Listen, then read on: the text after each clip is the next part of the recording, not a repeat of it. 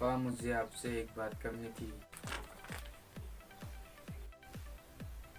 पापा पापा मुझे आपसे एक बात करनी थी।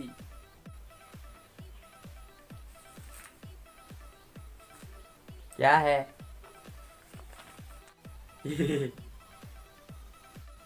पापा मुझे एक लड़की से प्यार है।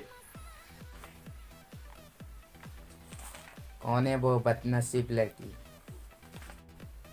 वो जो बाजू वाले अंकल है ना, उसकी बेटी के साथ।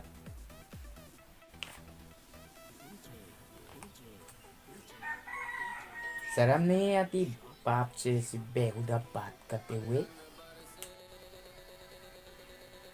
नहीं, उसने मुझे पहले प्रपोज किया इसलिए।